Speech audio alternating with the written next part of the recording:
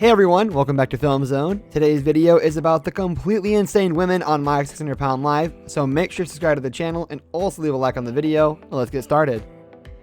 38-year-old Holly had been overweight and she could remember and had been struggling with depression since her teen years after being raped at the age of 16. At 30 years old, Holly weighed around 600 pounds and decided to get her stomach stable to turn her life around. Although she managed to get down to 398 pounds within the next 2 years, she started eating more again, busted the staples, and got back to 500 within just a year. Now nearly 40 years old, Holly weighed 658 pounds and had to start her weight loss journey all over again. After a hard trip to Houston and moving into a new apartment, Holly and husband Ray still hadn't managed to get pots and pans about a week later, preventing them from preparing their own meals. Because of that, the couple ordered in a lot of takeout, and while Holly claimed to be trying to make healthy choices when ordering food, she absurdly enough ordered egg rolls because they had veggies in them. I hadn't eaten since breakfast and Ray hadn't eaten all day. And I tried to pick something that at least had veggies in it so that I wasn't totally eating wrong.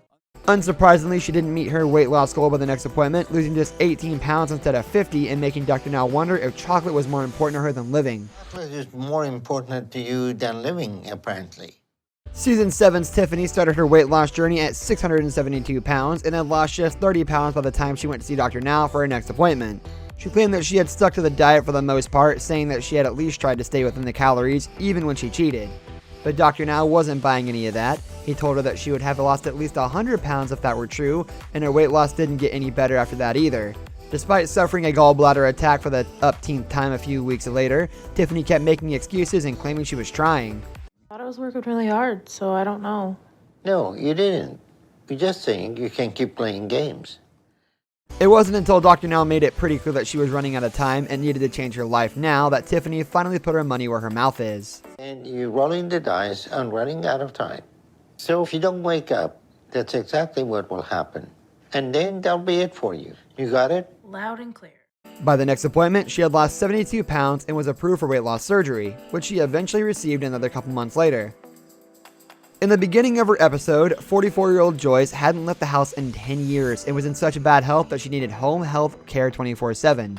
According to her, she had reached a point where all she was living for was food, but with a weight of 758 pounds and a height of 4'11", Joyce's body was close to giving out. So Dr. Now decided to keep her in the hospital on a controlled diet for a while. However, when she was eventually sent home to show that she would be able to lose weight on her own, Joyce gained 58 pounds. Hoping that dealing with her troubled past would help Joyce overcome the issues that drove her to eat, Dr. Now set her up for psychotherapy. Unfortunately, his patient continued to gain weight despite being given her last chance. Joyce failed to meet the demands again, feeling that she had tried her best. Joyce was convinced that Dr. Now's program had failed her, but based on the other stories on our list, it looks like Joyce was the one who failed the program. Season 7's LaShanta weighed in at 662 pounds and had been bedridden for 2.5 years when she first came to Houston to see Dr. Now. After the appointment, the mother of 4 kept promising she'd stick to the diet, but instead made a lot of excuses. And I just sneak a little bit of it when no one's looking. And maybe stash a little for later. That doesn't mean I'm not working hard. When she eventually came back 6 months after her first appointment, she seemed to be in even worse condition, and Dr. Now decided to keep her in the hospital for a month due to some serious health issues. When he discharged LaShanta, he gave her a weight loss goal of 100 pounds over 2 months, but when she returned, she had lost only 3 pounds and was told that she was done with the program.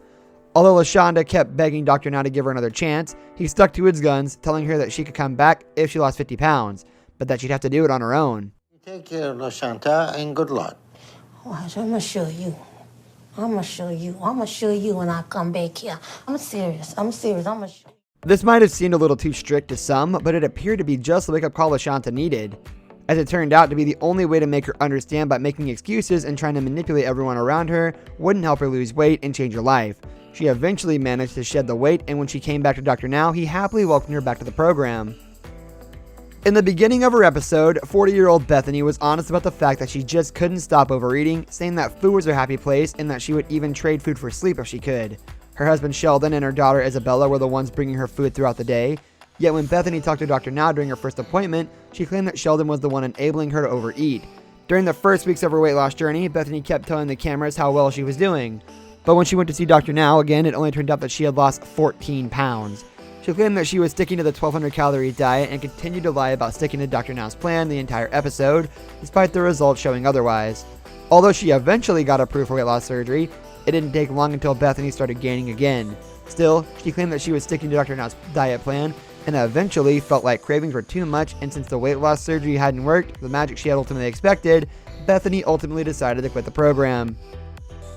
That'll wrap up today's video, guys. Thank you for watching, and we will see y'all next time.